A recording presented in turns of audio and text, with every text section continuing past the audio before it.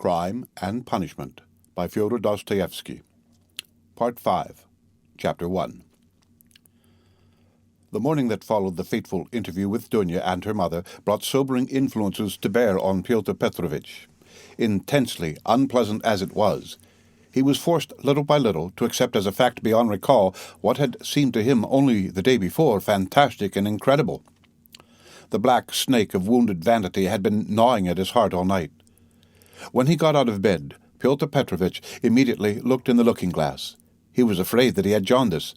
However, his health seemed unimpaired so far, and looking at his noble, clear-skinned countenance, which had grown fattish of late, Pyotr Petrovitch, for an instant, was positively comforted in the conviction that he would find another bride, and perhaps even a better one.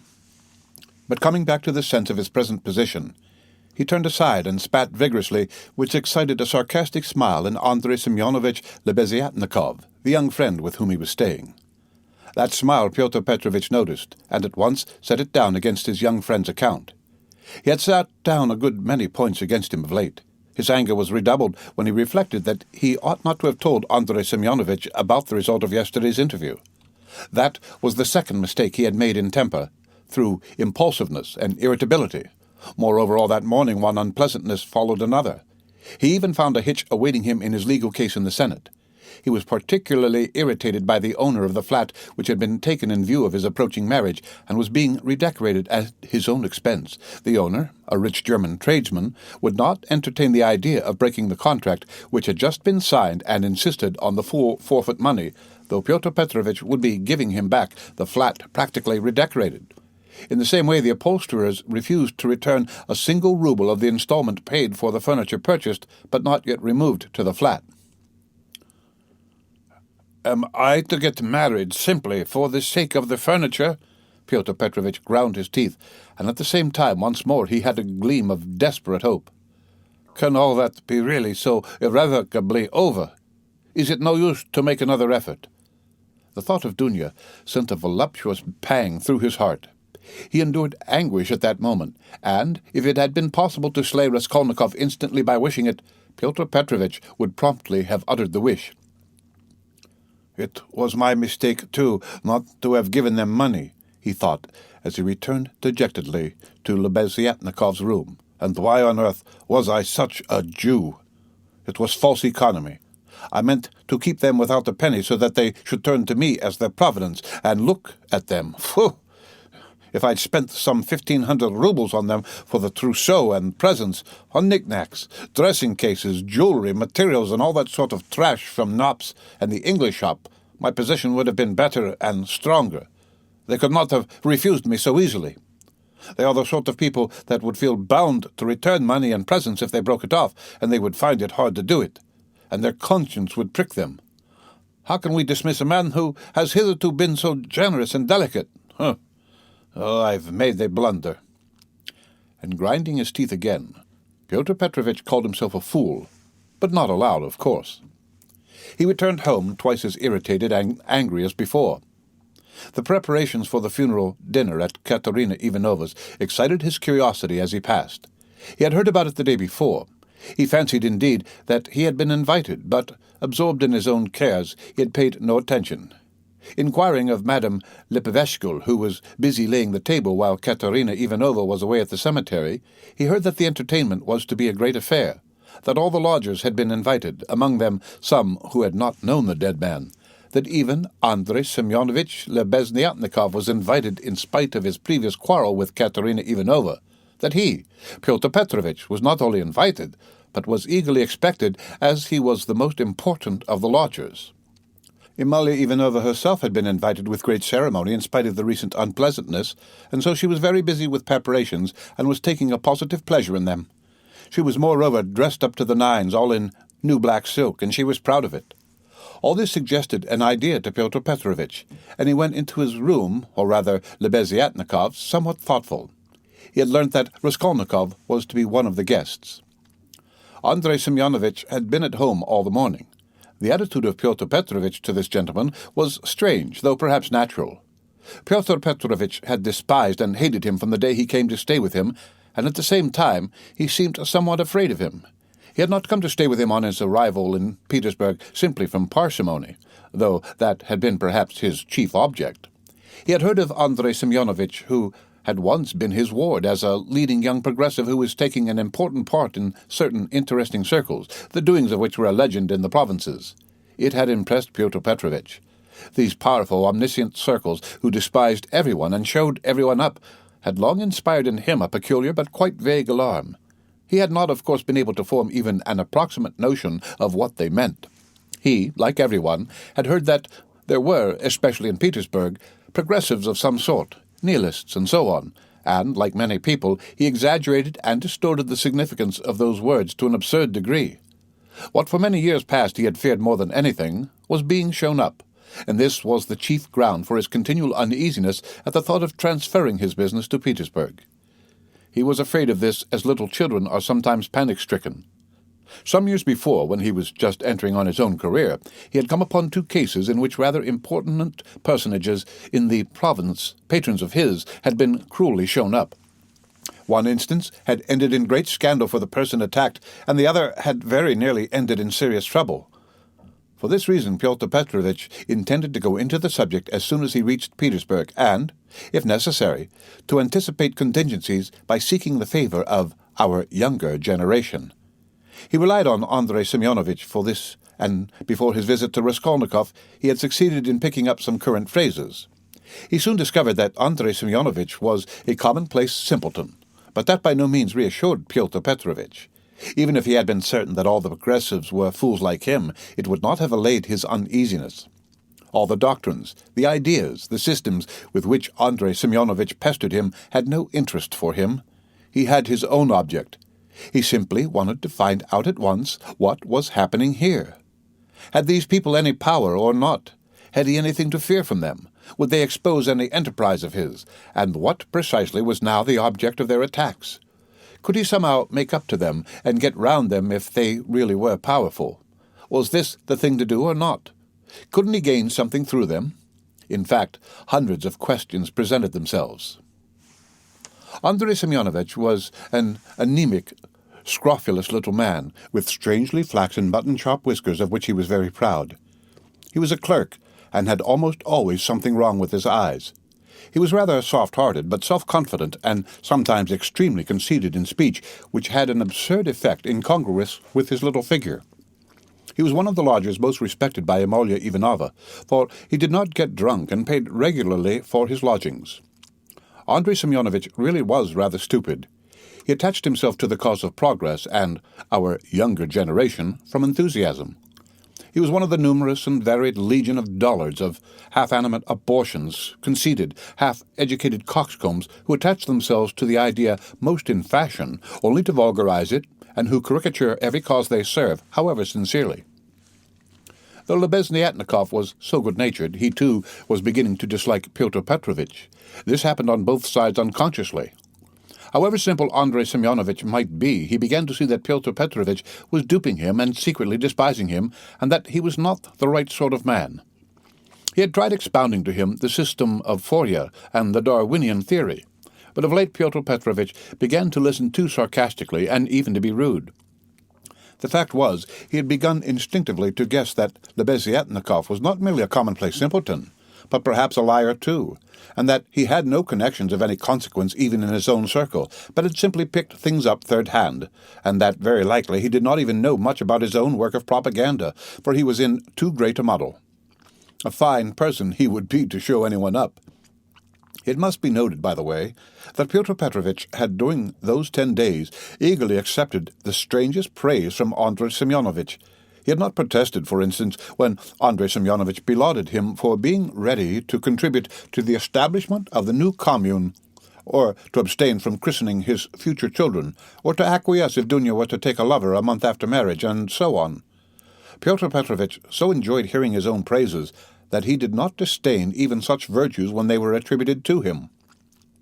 Pyotr Petrovitch had had occasion that morning to realize some 5% bonds, and now he sat down to the table and counted over bundles of notes. Andrei Semyonovitch, who hardly ever had any money, walked about the room, pretending to himself to look at all those banknotes with indifference, and even contempt. Nothing would have convinced Pyotr Petrovitch that Andrei Semyonovitch could really look on the money unmoved, and the latter, on his side, kept thinking bitterly that Pyotr Petrovitch was capable of entertaining such an idea about him, and was, perhaps, glad of the opportunity of teasing his young friend by reminding him of his inferiority, and of the great difference between them. He found himself incredibly inattentive and irritable, though he, Andrei Semyonovitch, began enlarging on his favourite subject, the foundation of a new special commune. The brief remarks that dropped from Pyotr Petrovitch between the clicking of the beads on the reckoning frame betrayed unmistakable and discourteous irony. But the humane Andrei Semyonovitch ascribed Pyotr Petrovitch's ill humour to his recent breach with Dunya, and he was burning with impatience to discourse on that theme.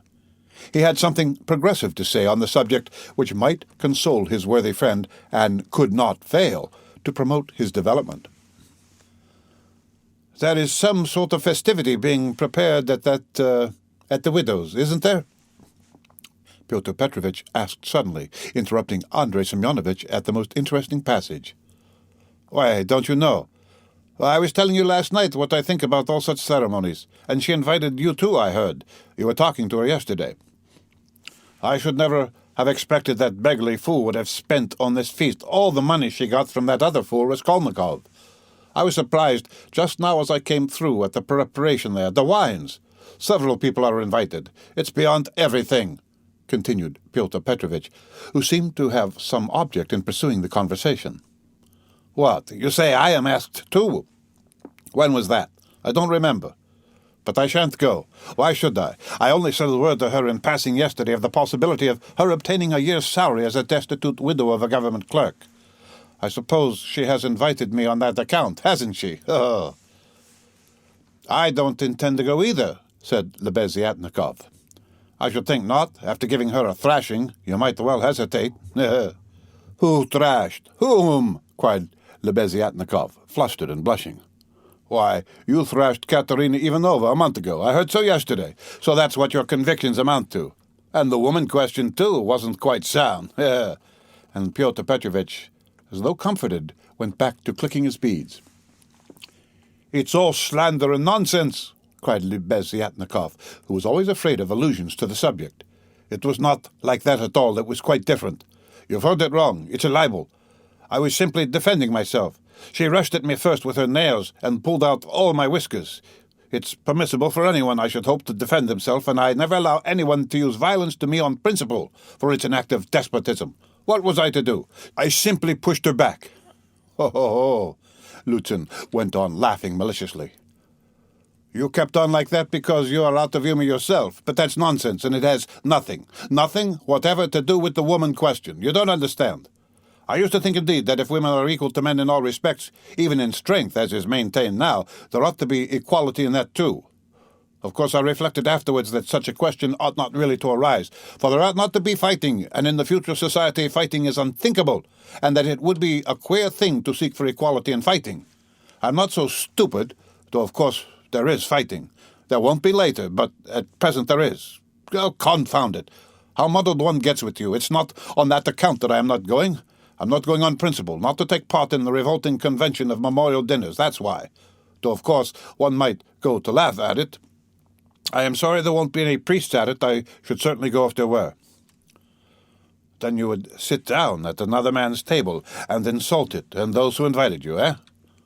"Certainly not insult, but protest. I should do it with a good object. I might indirectly assist the cause of enlightenment and propaganda.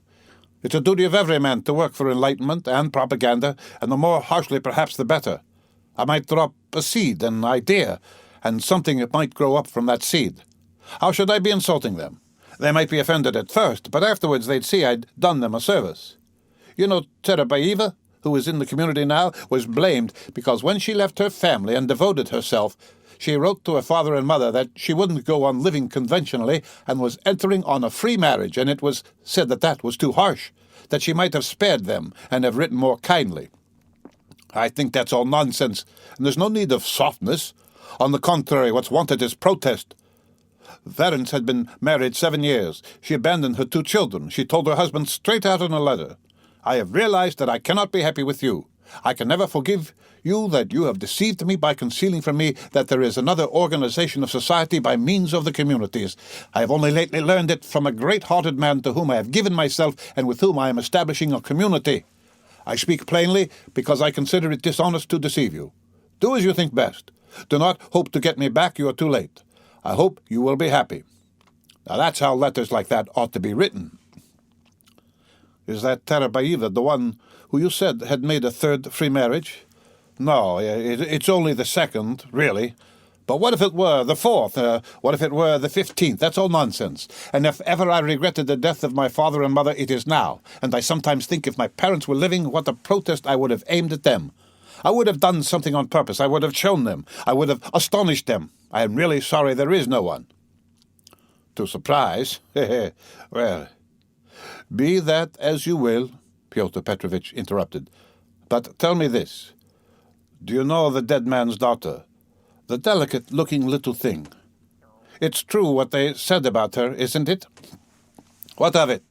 I think that it is my own personal conviction that this is the normal condition of women. Why not? I mean distinct ones. In our present society, it is not altogether normal because it is compulsory. But in the future society, it will be perfectly normal because it will be voluntary. Even as it is, she was quite right. She was suffering, and that was her asset, so to speak, her capital, which she had a perfect right to dispose of. Of course, in the future society, there will be no need of assets, but her part will have another significance, rational and in harmony with her environment. As to Sofya Semyonovna, personally, I regard her action as a vigorous protest against the organization of society, and I respect her deeply for it. I rejoice indeed when I look at her. I was told that you got her turned out of these lodgings. Lebeziatnikov was enraged. That's another slander, he yelled. It was not so at all. That was all Katerina Ivanovna's invention, for she did not understand. And I never made love to Sofya Semyonovna. I was simply developing her, entirely disinterestedly, trying to rouse her to protest. All I wanted was her protest, and Sofya Semyonovna could not have remained here anyway. Have you asked her to join your community? You keep on laughing and very inappropriately, allow me to tell you. You don't understand. There is no such role in a community. The community is established that there should be no such roles. In a community, such a role is essentially transformed, and what is stupid here is sensible there. What under present conditions is unnatural becomes perfectly natural in the community. It all depends on the environment. It's all the environment, and man himself is nothing. And I am on good terms with Sofya Semyonovna to this day, which is a proof that she never regarded me as having wronged her. I am trying now to attract her to the community, but on quite a different footing. What are you laughing at? We are trying to establish a community of our own, a special one, on a broader basis. We have gone further in our convictions. We reject more. And meanwhile, I'm still developing Sofya Semyonovna. She has a beautiful, beautiful character. And you take advantage of her fine character, eh? Oh, no, on the contrary. Oh, on the contrary. A queer thing to say. Believe me, why should I disguise it? In fact, I feel it strange myself how timid, chaste, and modern she is with me. And you, of course, are developing her, trying to prove to her that all that modesty is nonsense. Not at all, not at all. How coarsely, how stupidly, excuse me saying so, you misunderstand the word development. Good heavens, how crude you still are. We are striving for the freedom of women, and you have only one idea in your head, setting aside the general question of chastity and feminine modesty as useless in themselves and indeed prejudices. I fully accept her chastity with me, because that's for her to decide. Of course, if she were to tell me herself that she wanted me, I should think myself very lucky, because I like the girl very much, but as it is, no one has ever treated her more courteously than I, with more respect for her dignity. I wait in hopes, that's all. You had much better make her a present of something. I bet you never thought of that. You don't understand, as I've told you already. Of course, she is in such a position, but it's another question. Quite another question. You simply despise her. Seeing a fact which you mistakenly consider deserving of contempt, you refuse to take a humane view of a fellow creature. You don't know what a character she is.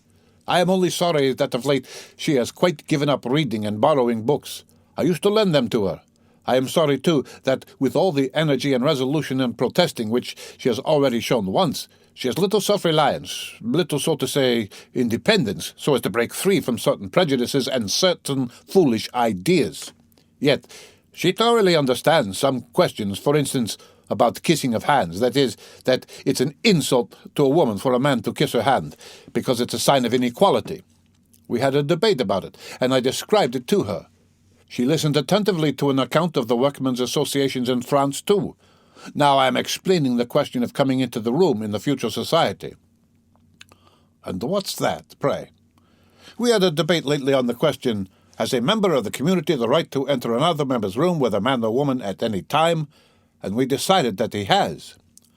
It might be at an inconvenient moment. Lebeziatnikov was really angry. You are always thinking of something unpleasant, he cried with aversion. Tfu! How vexed I am that when I was expounding our system, I referred prematurely to the question of personal privacy. It's always a stumbling block to people like you. They turn it into ridicule before they understand it. And how proud they are of it. Tfu! I have often maintained that question should not be approached by a novice till he has a firm faith in the system. And tell me, please, what do you find so shameful even in cesspools? I should be the first to be ready to clean out any cesspool you like. And it's not a question of self-sacrifice, it's simply work. Honourable, useful work, which is as good as any other, and much better than the work of a Raphael and a Pushkin, because it is more useful. Oh, and more honourable. What do you mean by more honourable? I don't understand such expressions to describe human activity. More honourable, nobler, all those are old-fashioned prejudices which I reject. Everything which is of use to mankind is honourable. I only understand one word, useful. You can snigger as much as you like, but that's so. Pyotr Petrovitch laughed heartily. He had finished counting the money and was putting it away, but some of the notes he left on the table. The cesspool question had already been a subject of dispute between them. What was absurd was that it made Lebeziatnikov really angry, while it amused Luzhin, and at that moment he particularly wanted to anger his young friend. "It's your ill luck yesterday that makes you so ill-humoured and annoying," blurted out Lebeziatnikov, who, in spite of his independence and his protests, did not venture to oppose Pyotr Petrovitch and still behaved to him with some of the respect habitual in earlier years. "You'd better tell me this," Pyotr Petrovitch interrupted with haughty displeasure. "Can you, or rather, are you really friendly enough with that young person to ask her to step in here for a minute? I think they've all come back from the cemetery. I heard the sound of steps. I want to see her, that young person." "What for?" Lebeziatnikov asked with surprise. "Oh, I want to. I am leaving here today or tomorrow, and therefore I wanted to speak to her about, however, you may be present during the interview. It's better you should be, indeed, for there's no knowing what you might imagine." "I shan't imagine anything. I only asked, and if you have anything to say to her, nothing is easier than to call her in. I'll go directly, and you may be sure I won't be in your way." 5 minutes later, Lebeziatnikov came in with Sonia. She came in very much surprised and overcome with shyness as usual. She was always shy in such circumstances, and was always afraid of new people. She had been as a child, and was even more so now. Pyotr Petrovitch met her politely and affably, but with a certain shade of bantering familiarity, which in his opinion was suitable for a man of his respectability and weight in dealing with a creature so young and so interesting as she. He hastened to reassure her, and made her sit down facing him at the table. Sonia sat down, looked about her at Lebeziatnikov, at the notes lying on the table, and then again at Pyotr Petrovitch, and her eyes remained riveted on him. Lebeziatnikov was moving to the door. Pyotr Petrovitch signalled to Sonia to remain seated, and stopped Lebeziatnikov. "Is Raskolnikov in there? Has he come?" he asked him in a whisper. "Raskolnikov? Yes, why?" "Yes, he's there. I saw him just come in. Why?" "Well, I particularly beg you to remain here with us, and not to leave me alone with this young woman. I only want a few words with her, but God knows what they may make of it. I shouldn't like Raskolnikov to repeat anything. You understand what I mean?" I understand. Lebeziatnikov saw the point. Yes, you're right. Of course, I am convinced personally that you have no reason to be uneasy, but still you are right. Certainly, I'll stay. I'll stand here at the window and not be in your way. I think you are right. Pyotr Petrovitch returned to the sofa, sat down opposite Sonia, looked attentively at her, and assumed an extremely dignified, even severe expression, as much as to say, "Don't you make any mistake, madam." Sonia was overwhelmed with embarrassment. "In the first place, Sofya Semyonovna, will you make my excuses to your respected mamma? That's right, isn't it? Katerina Ivanovna stands in the place of a mother to you?" Pyotr Petrovitch began with great dignity, though affably. It was evident that his intentions were friendly. "Quite so, yes, the place of a mother," Sonia answered timidly and hurriedly. "Then will you make my apologies to her? Through inevitable circumstances I am forced to be absent, and shall not be at the dinner, in spite of your mamma's kind invitation." "Yes, I'll tell her at once." And Sonia hastily jumped up from her seat. "Wait, that's not all."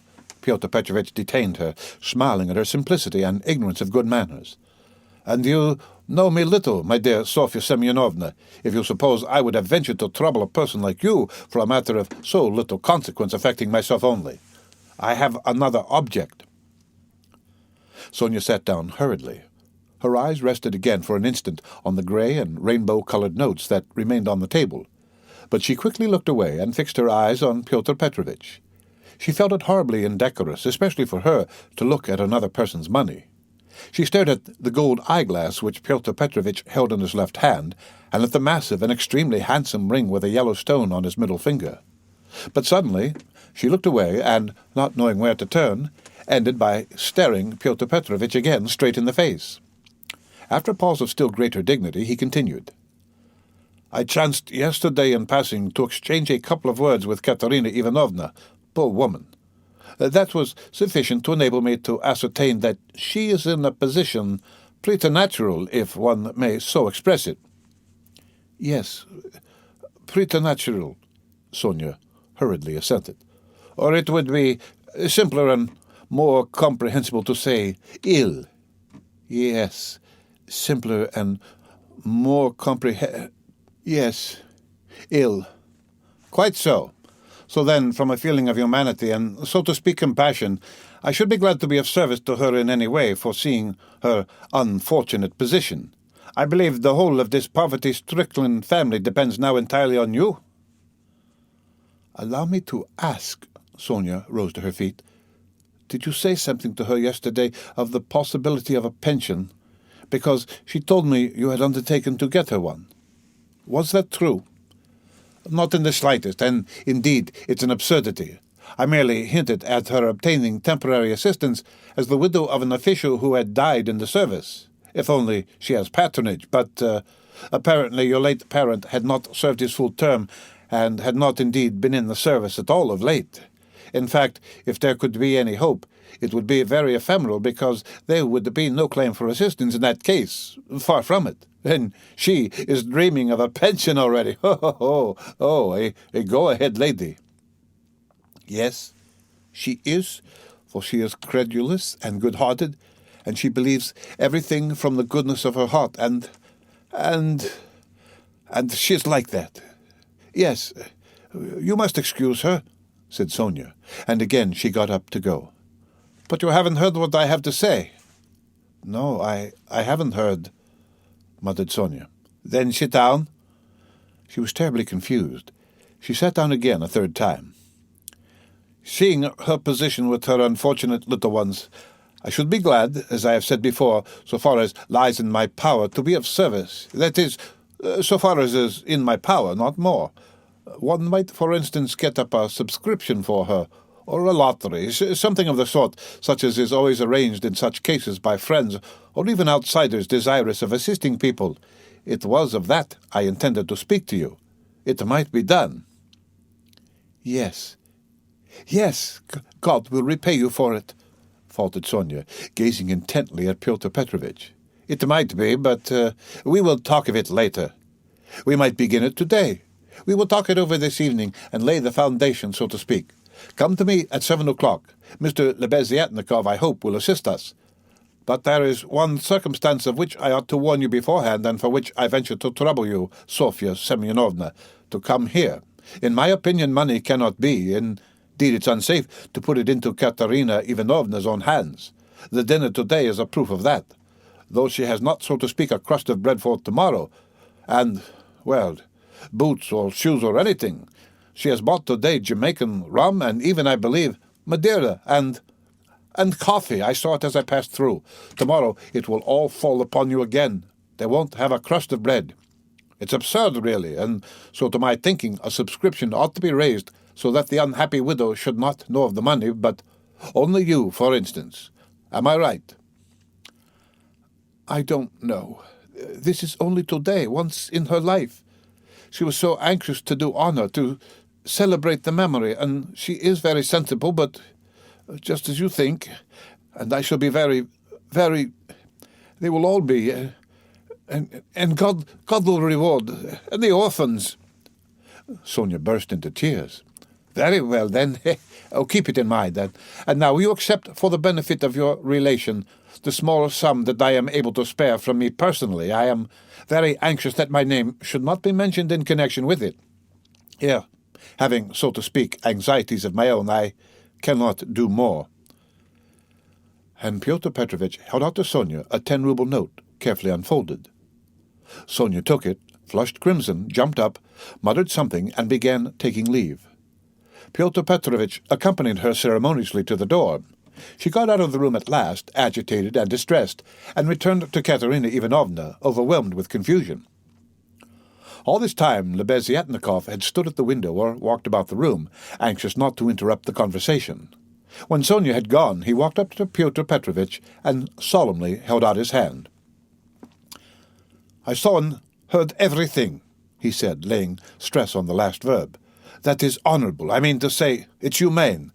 You wanted to avoid gratitude, I saw, and although I cannot, I confess, in principle sympathize with private charity, for it not only fails to eradicate the evil, but even promotes it, yet I must admit that I saw your action with pleasure. Yes, I like it." "That's all nonsense," muttered Pyotr Petrovitch, somewhat disconcerted, looking carefully at Lebeziatnikov. "No, it's not nonsense. A man who has suffered distress and annoyance as you did yesterday, and who yet can sympathize with the misery of others, such a man, even though he is making a social mistake, is still deserving of respect. I did not expect it indeed of you, Pyotr Petrovitch, especially as according to your ideas. Oh, what a drawback your ideas are to you! How distressed you are, for instance, by your ill luck yesterday!" cried the simple-hearted Lebeziatnikov, who felt a return of affection for Pyotr Petrovitch. "And what do you want with marriage, with legal marriage, my dear, noble Pyotr Petrovitch? Why do you cling to this legality of marriage? Well, you may beat me if you like, but I am glad, positively glad it hasn't come off, that you are free, that you are not quite lost for humanity. You see, I've spoken my mind." "Because I don't want in your free marriage to be made a fool of, and to bring up another man's children. That's why I want legal marriage," Luzhin replied, in order to make some answer. He seemed preoccupied by something. "Children? You refer to children?" Lebeziatnikov started off like a war horse at the trumpet call. "Children are a social question, and a question of first importance, I agree. But the question of children has another solution. Some refuse to have children altogether because they suggest the institution of the family. We'll speak of children later, but now as to the question of honor, I confess that's my weak point. That horrid military Pushkin expression is unthinkable in the dictionary of the future. What does it mean indeed?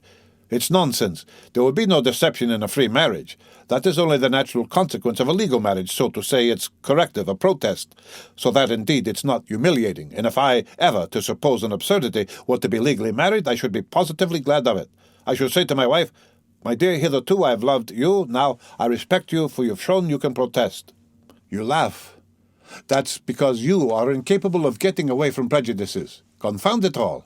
I understand now what the unpleasantness is of being deceived in a legal marriage, but it's simply a despicable consequence of a despicable position in which both are humiliated. When the deception is open as in a free marriage, then it does not exist. It's unthinkable. Your wife will only prove how she respects you by considering you incapable of opposing her happiness and avenging yourself on her for her new husband. Damn it all. I sometimes dream if I were to be married. Pooh! I mean, if I were to marry. Legally or not, it's just the same. I should present my wife with a lover if she had not found one for herself. My dear, I should say, I love you, but even more than that, I desire you to respect me. See? Am I not right? Pyotr Petrovitch sniggered as he listened, but without much merriment. He hardly heard it, indeed. He was preoccupied with something else, and even Lebeziatnikov at last noticed it. Pyotr Petrovitch seemed excited and rubbed his hands. Lebeziatnikov remembered all this and reflected upon it afterwards.